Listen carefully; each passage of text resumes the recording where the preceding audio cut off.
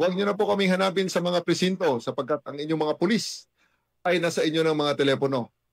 Dial 911. Darating ang inyong mga pulis sa loob ng 5 minuto.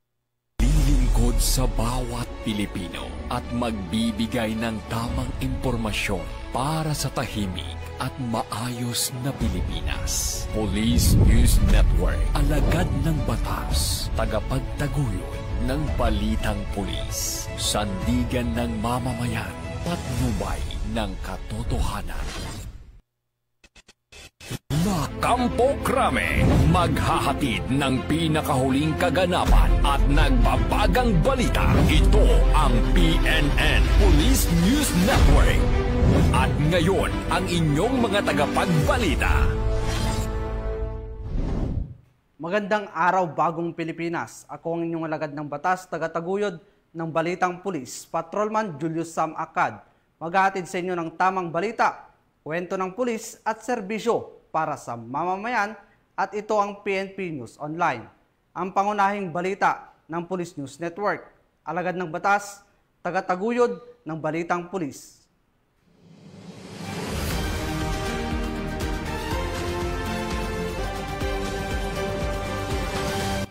Narito ang balitang dapat niyong abangan.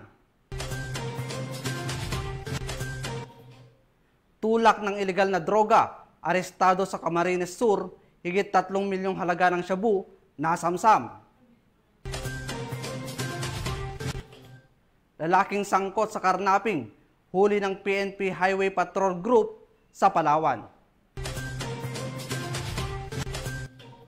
At most wanted person sa kasong qualified rape at lascivious conduct, nasa kote sa Mountain Province.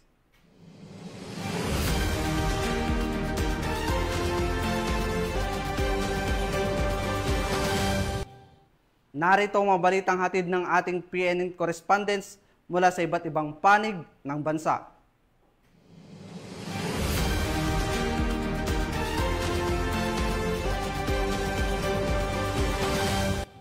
Simulan natin ang balita mula sa bahagi ng Luzon.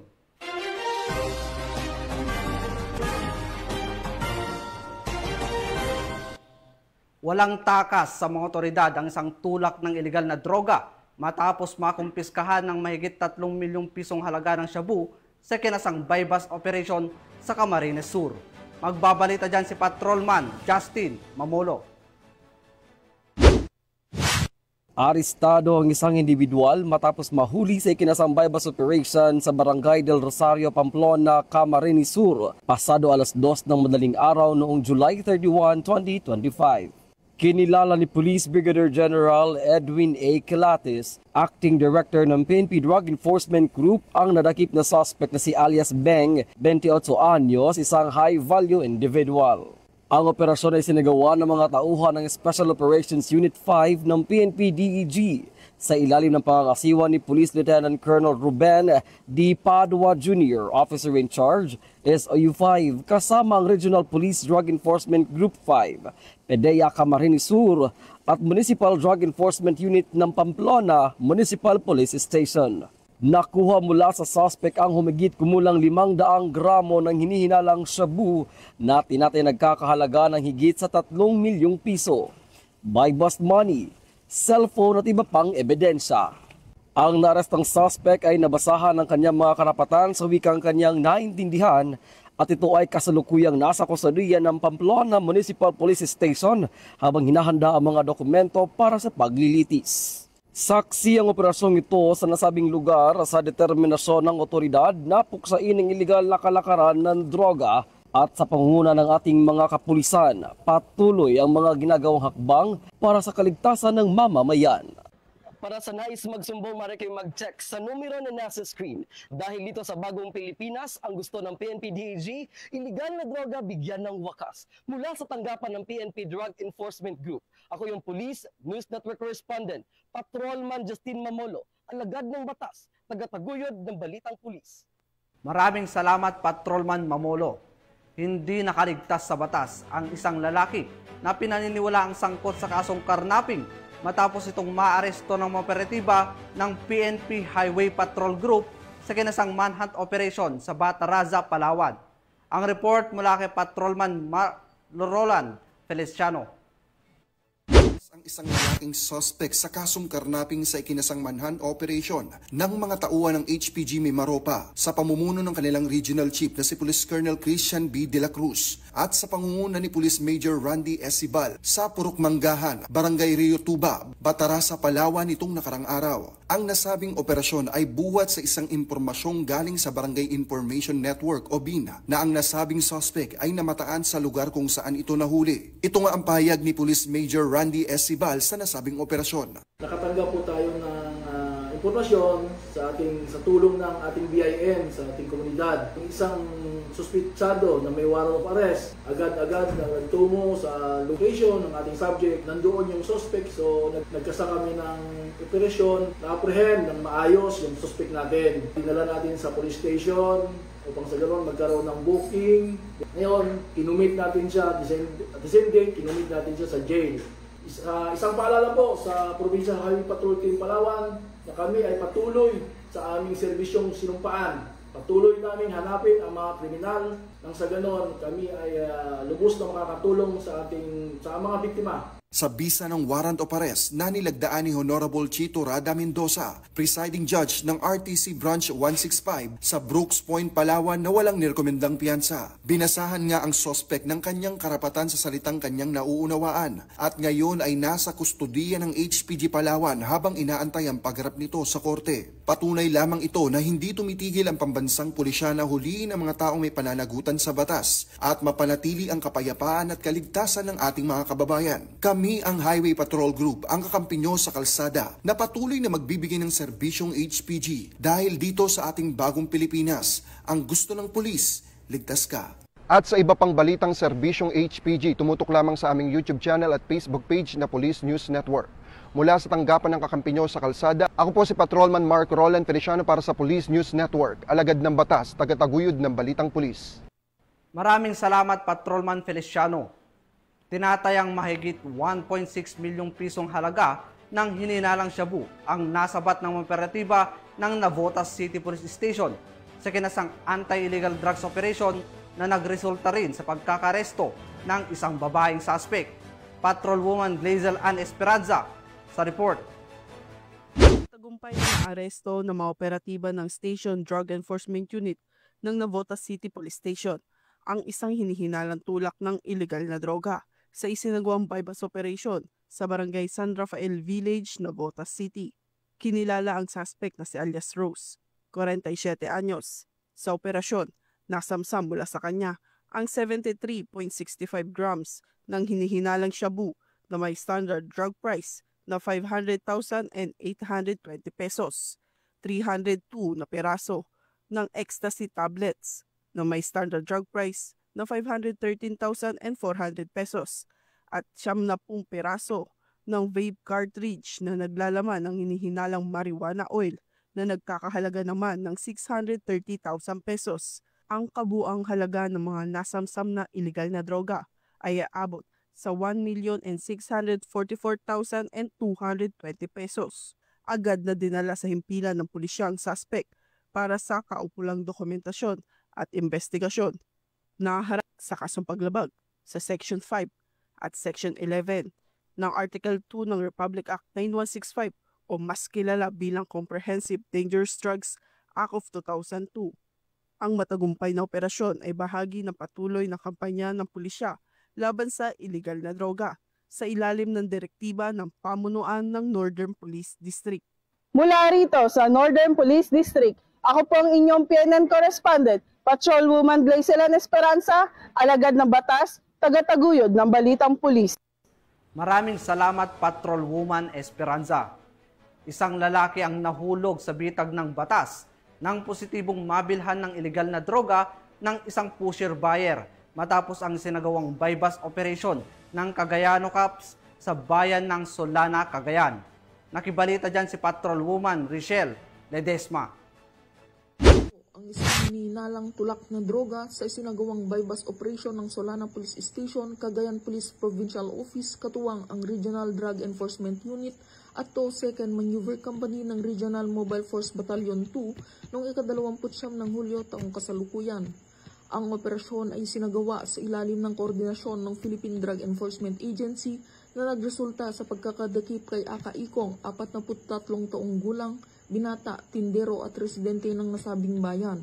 Naresto ang suspect matapos magbenta ng isang pirasong heat-sealed transparent plastic sachet na naglalaman ng hininalang shabu sa isang operatibang pulis ng Mactong Posture Buyer. Sa isinagawang body search ng arresting officer, na-recover mula sa kaliwang harapang bulsa ng suspect ang ginamit na marked money. Ang pagmamarka, inventaryo at dokumentasyon ng mga nakuwang ebidensya ay sinagawa sa mismong lugar ng transaksyon sa presensya ng suspect na sinaksihan ng isang barangay kagawad mula sa nasabing munisipalidad at kinatawan mula sa National Prosecution Service. Ang suspect kasama ang nakumpiskang ebidensya ay dinala sa Solana Police Station para sa karampatang dokumentasyon at kalaunan ay nilipat sa PIDEA Regional Office 2 para sa laboratory examination at drug testing. Kasalukuyang inihanda ang kaukulang kaso laban sa kanya para sa paglabag sa Section 5 ng Republic Act 9165 o ang Comprehensive Dangerous Drug Act of 2002 na isa sa ilalim sa inquest proceedings sa Office of the Provincial Prosecutor.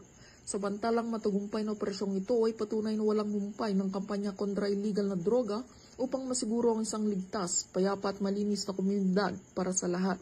Mula dito sa Lambak ng Cagayan, ako ang inyong PNN correspondent, Patrolwoman Ledesma, alagad ng batas, tagataguyod ng Balitang Pulis. Maraming salamat, Patrolwoman Ledesma. Isang matagumpay na operasyon kontra illegal na droga ang ikinasa ng Porac Municipal Police Station na nagresulta sa pagkakaresto ng 2 high-value drug suspect at pagkakasamsam ng hininalang shabu na nagkakahalaga ng 3.4 milyon pesos. Nakatutok dyan si Patrolwoman Janice Bulahaw. Arestado ang 2 drug suspect na kabilang sa high-value target list sa ikinasang bypass operation ng pinagsanib na pwersa ng Porac Municipal Police Station Drug Enforcement Unit at Provincial Drug Enforcement Unit ng Pampanga Police Provincial Office sa Barangay Hacienda Dolores, Porac, Pampanga. Ang operasyon ay sinagawa sa ilalim ng pamumuno ni Police Colonel Eugene M. Marcelo, Provincial Director ng Pampanga PPO, katuwang ang mga operatiba ng Porac MPS at Provincial Drug Enforcement Unit. Kinilala ang mga suspect na sina alias Dakula, 47 taong gulang, may asawa, at si Ahmad Haji Halal I. Pasandalan, 23 taong gulang, binata, kapwa walang trabaho at residente ng Barangay Anupul, Bamban, Tarlac. Nakumpiska mula sa mga suspect ang 9 na piraso ng 500 peso bill bilang marked money, 71 pang piraso ng 500 peso budol money at humigit kumulang 500 gramo ng hinihinalang shabu na may standard drug price na 3.4 million pesos. Ang mga suspect at ang nakumpiskang ebidensya ay nasa kustodiya na ng Porac MPS para sa kaukulang dokumentasyon at pagsasampa ng kasong paglabag sa Sections 5 at 11 Article 2 ng Republic Act 9165 o ang Comprehensive Dangerous Drugs Act of 2002. Patuloy ang maigting na kampanya ng Pampanga Police Provincial Office upang mapanatili ang kaayusan at kapayapaan sa buong lalawigan ng Pampanga. Mula dito sa Central Luzon, ako ang inyong PNN correspondent, Patrolwoman Janice Bulahaw, alagad ng batas, tagataguyod ng Balitang Pulis. Maraming salamat, Patrolwoman Bulahaw. Sa walang humpay na anti-illegal drugs operation ng pulisya, nasamsam ang tinatayang 1 milyong pisong halaga ng shabu mula sa isang high-value individual matapos ang operasyon ng Quezon Provincial Drug Enforcement Unit sa lungsod ng Tayabas. Patrolwoman Presel May Orbano sa report. High-value individual na sangkot sa iligal na droga ang naaresto ng mga operatiba ng Quezon Provincial Drug Enforcement Unit sa isang matagumpay na bypass operation sa Villavita, Barangay Isabang, Tayabas City nito lamang ika-30 ng Hulyo taong kasalukuyan. Kinilala ang suspect na si alias Eugene, 29 taong gulang, isang security guard at residente ng nasabing lugar. Nakumpiska mula sa suspect ang 6 na heat-sealed plastic sachet na naglalaman ng hinihinalang shabu na may tinatayang kabuuang timbang na umigit kumulang 160 gramo na may standard drug price na 1,088,000 pesos. Samantala ang suspect ay nasa kustodiya na ng Tayabas City Police Station at nahaharap sa kasong paglabag sa RA 9165 o Comprehensive Dangerous Drugs Act of 2002. Mula dito sa PRO Calabarzon, ako ang inyong Police News Network Correspondent, Patrolwoman Iselme T. Urbano, alagad ng batas, taga-taguyod ng Balitang Pulis. Maraming salamat, Patrolwoman Urbano. Arestado ang isang drug suspect matapos masamsam ng pulisya ang mahigit 300,000 pisong halaga ng hininalang shabu sa kinasang bypass operation sa Naga City. Magbabalita dyan si Patrolwoman Carmen Bianca Panganiban. Arestado ang isang individual sa isang matagumpay na buy-bust operation na isinagawa ng pinagsanib na puwersa ng City Intelligence Unit, City Police Drug Enforcement Unit at Naga City Police Station 1 nito lamang ika-30 ng Hulyo taong kasalukuyan sa Barangay Santa Cruz, Naga City. Kinilala ang naarestong sospek na si alias Nonong, residente ng Barangay Balatas, Naga City. Nakumpiska sa operasyon ang 21 heat-sealed, transparent plastic sachet ng hinihinalang shabu na may kabuuang bigat na 45 grams at may estimated standard drug price na 306,000 pesos. Sa kasalukuyan, ang naarestong sospek at ang mga nakumpiskang ebidensya ay nasa kustodiya ng Police Station 1 para sa kaukulang dokumentasyon at disposisyon. Ang sospek ay mahaharap sa kasong paglabag sa RA 9165 o ang Comprehensive Dangerous Drugs Act of 2002. Mula dito sa Legazpi City, Albay, ako ang inyong PNN Correspondent, Patrolwoman Carmela Bianca Panganiban, alagad ng batas, taga-taguyod ng Balitang Pulis. Patrolwoman Panganiban, tuluyan ng nasukol ng mga otoridad ang isang lalaki na nakatalang top 3 most wanted person provincial level matapos siyang maaresto sa kinasang operasyon ng pulisya kaugnay sa kasong qualified rape at acts of lasciviousness. Police Master Sergeant J. Ford Junicio sa report. Laki na tinaguri ang rank 3 provincial most wanted person ang arestado sa kasong qualified rape at lascivious conduct nito lamang Hulyo 28, 2025 sa poblasyon Latunin Mountain Province. Ang suspek ay nahuli sa bisa ng warrant of arrest na inisyo ni Honorable Judge Gaslito A. Dumpayan ng RTC Branch 12 Family Court, 1st Judicial Region sa Bontoc Mountain Province para sa kasong qualified rape na kung saan walang inirekomendang piyansa at isa pang kaso ng lascivious conduct sa ilalim ng Section 5 ng Republic Act 7610, Special Protection of Children Against Abuse, Exploitation and Discrimination Act na may inirekomendang piyansa na 200,000 pesos. Ang matagumpay na operasyon ay dahil sa pinagsanib na puwersa ng mga operatiba sa pangunguna ng Latunin Municipal Police Station, katuwang ang Provincial Intelligence Unit, Provincial Drug Enforcement Unit ng Mountain Province Police Provincial Office at 2nd Mountain Province Provincial Mobile Force Company. Pagkatapos basahan ng kanyang mga karapatan sa salitang kanyang naintindihan, ay agad namang dinala sa Latunin Municipal Police Station para sa kaukulang dokumentasyon at wastong disposisyon bago ito i-turn over sa naturang korte. Ang matagumpay na operasyon ay patunay lamang na mas pinaigting ng kapulisan ang kampanya laban sa mga nagkasala sa batas upang matiyak ang hustisya para sa mga biktima ng karahasan. Mula dito sa Police Regional Office Cordillera, ako ang inyong PNN Correspondent, Police Master Sergeant J. Ford Junicio, alagad ng batas, taga-taguyod ng Balitang Pulis. Maraming salamat, Master Sergeant Junicio. Nasa kote ng operatiba ng Southern Police District ang dalawang lalaki matapos mahuling nagbebenta ng mga hindi lisensyadong baril sa isang buy-bust operation na sinagawa ng mga kapulisan sa Taguig City. Ang balita mula kay Patrolwoman Ivy Corporal. Arestado ang dalawang lalaki sa isinagawang bypass operation ng pinagsanib na pwersa ng District Special Operation Unit ng Southern Police District, District Intelligence Division ng Southern Police District at Intelligence Section ng Taguig City Police Station bandang alas 10:30 ng gabi sa kahabaan ng C5 southbound Carlos P. Garcia Avenue, Barangay Western Bikutan, Taguig City nitong Hulyo 28 taong kasalukuyan. Kinilala ang mga naarestong sospek na sina alias Von, 38 anyos, at alias Joseph, 29 anyos. Nakumpiska mula sa mga sospek ang isang 9mm Jericho 941 pistol, 3 9mm magazine at 9 na bala ng 9mm. Nakatago ang mga ito sa isang pulang lalagyan na narecover sa lugar ng insidente. Nasamsam din ng mga pulis ang isang totoong 1,000 peso bill bilang mark money na inilagay sa ibabaw ng peking pera, 2 cellphone at isang dilaw na berdeng eco bag, lisensyang pangmamaneho, isang kulay abong Mitsubishi Expander at ang remote keyless entry nito. Ang mga naarestong sospek at ang mga nakumpiskang ebidensya ay dinala sa tanggapan ng District Special Operation Unit ng Southern Police District para sa dokumentasyon at paghahain ng kaukulang kaso. Si alias Von at alias Joseph ay mahaharap sa kasong paglabag sa Republic Act 10591 o Comprehensive Firearms and Ammunition Regulation Act.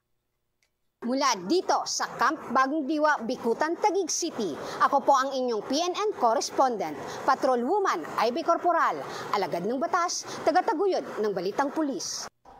Maraming salamat, Patrolwoman Corporal. Sa temang Sa Bagong Pilipinas ang gusto ng pulis, matagumpay na isagawa ng Police Regional Office 1 ang culminating activity ng pagdiriwang ng 38 Police Community Relations Month. Alamin ang naging kaganapan mula kay Police Corporal Rafi Viloria. Matagumpay na sinagawa ng Police Regional Office 1 ang culminating activity ng 38 Police Community Relations Month na may temang Sa Bagong Pilipinas, ang gusto ng pulis, ligtas ka sa Camp Brigadier General Oscar M. Florendo, Parian, San Fernando City, La Union. Ang nasabing aktibidad ay pinangunahan ni Police Brigadier General Jovencio S. Badwa Jr., Deputy Regional Director for Administration ng PRO1, na dinaluhan ng mga kinatawan mula sa lokal na pamahalaan, partner agencies, stakeholders, NAPOLCOM Regional Office 1 at mga miyembro ng Police Regional Office 1. Nagsilbing panauhing pandangal at tagapagsalita si Attorney George Alpas Didascio, Regional Director ng National Police Commission Regional Office 1, kung saan ay pinuri niya ang mga miyembro ng PRO1 sa patuloy nitong pagkikipag-ugnayan sa komunidad na nagbibigay daan sa pagtataguyod ng isang mapayapa, maayos at ligtas na pamayanan. Naging sentro ng selebrasyon ang pagbibigay ng parangal sa mga natatanging unit at individual na may katangi-tanging nagawa sa pagpapalawig pa ng mga programa, aktibidad at proyekto na may kaugnayan sa Police Community Relations sa Region 1. Kasabay nito ay ginawaran din ng special awards ang mga stakeholders na naging katuwang ng PRO1 sa pagpapatupad ng kanilang tungkulin sa komunidad. Nakatanggap din ng plaque of appreciation ang mga miyembro ng Regional Police Community Affairs and Development Division ng Police Regional Office 1 para sa kanilang katangi-tanging pagbibigay ng serbisyo publiko. Layunin ng programang ito na maipakita na ang buong hanay ng Police Regional Office 1 ay malalapitan, maaasahan at mapagkakatiwalaan. Mula dito sa Ilocos Region, ako ang inyong PNN correspondent, Police Corporal Rafi Viloria, alagad ng batas, tagataguyod ng Balitang Pulis. Maraming salamat, Corporal Viloria. Tunghayan naman natin ang mga balita mula sa Visayas.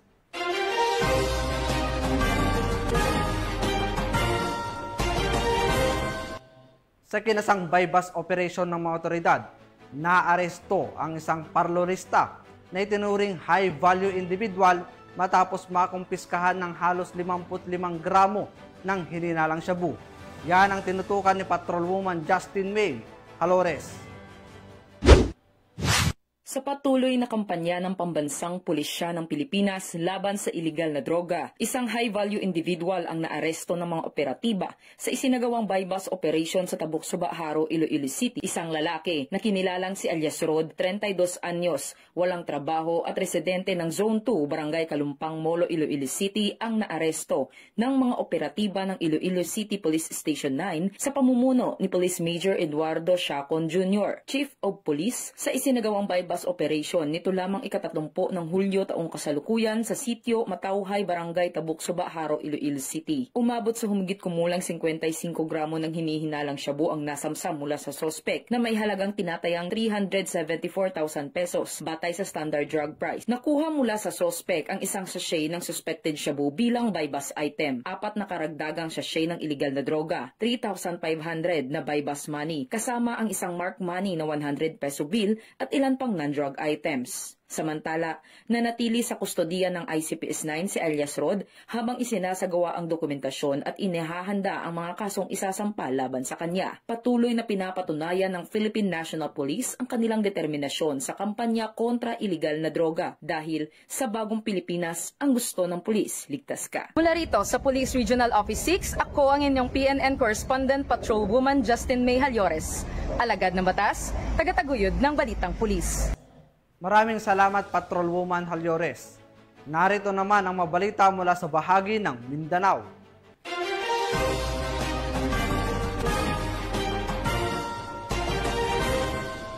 Walang kawala sa batas ang isang minor de edad matapos itong maaresto sa sinagawang bypass operation ng mga otoridad sa Clarin, Misamis Occidental. Ang detalye ng report mula kay Patrolwoman Riza Sahonya.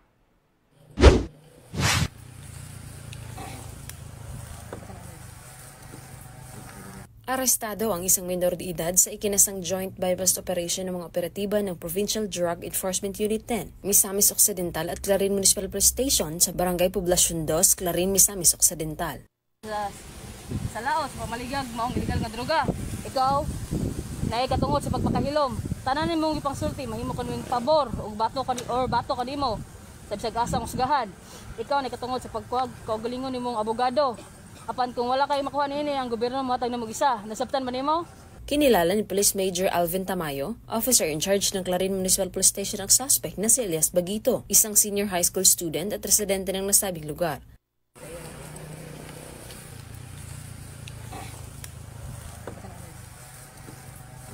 Sa ikinasang operasyon ng mga operatiba ay nakuha ang malaliit na pakete ng hinihinalang shabu na may street value na 5,440 pesos, isang 500 peso bill na ginamit bilang bypass money at iba pang mga non-drug items. Nasa kustodiya na ng Clarin Municipal Police Station ng minor de edad para sa tamang disposisyon. Mula dito sa Northern Mindanao, ako ang inyong Police News Network Correspondent, Patrolwoman Riza Sahonya, alagad ng batas, tagataguyod ng Balitang Pulis.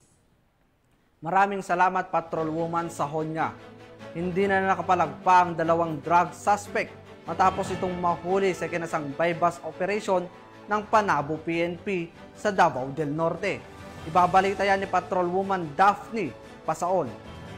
Arestado ang 2 drug suspect matapos ang sinagawang bypass operation ng mga operatiba ng Panabo City Police Station sa Purok 4, Barangay Southern Davao, Panabo City, Davao del Norte nito lamang ika-30 ng Hulyo taong kasalukuyan.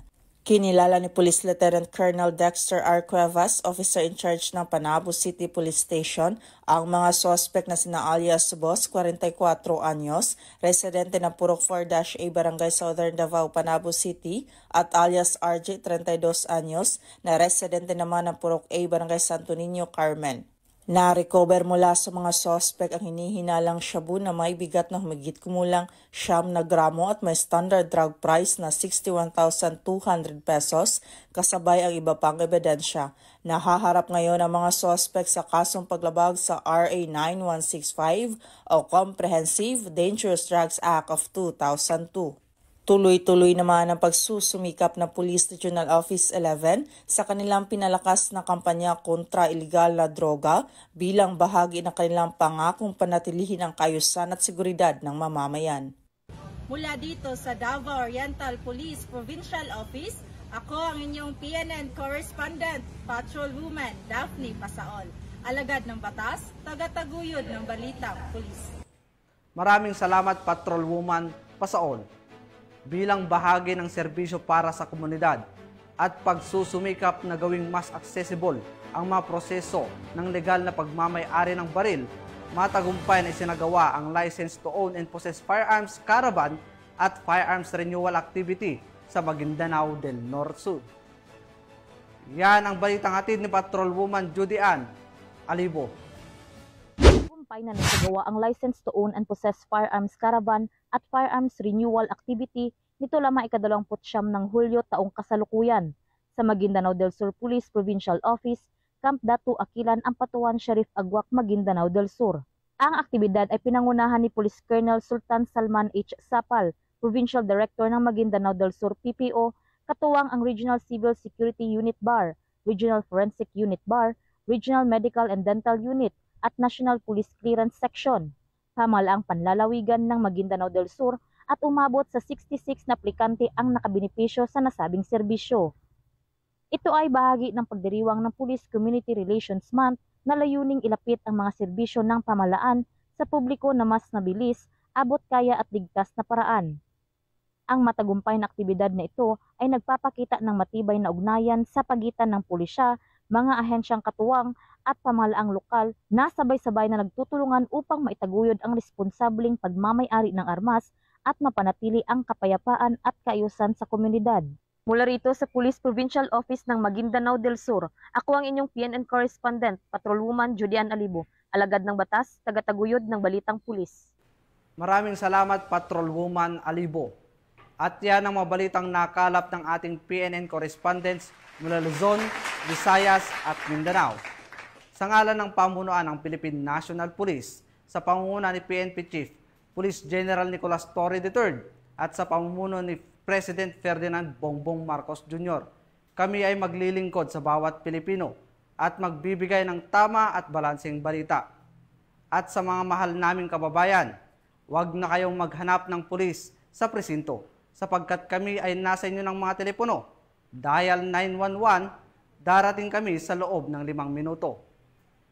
Mula rito sa tanggapan ng tagapag-ugnay ng Pambansang Pulisya, ako ang inyong alagad ng batas, tagataguyod ng Balitang Pulis, Patrolman Julius Sam Acad. Maghahatid sa inyo ng tamang balita, kwento ng pulis at serbisyo para sa mamamayan, at ito ang PNP News Online, ang pangunahing balita ng Police News Network.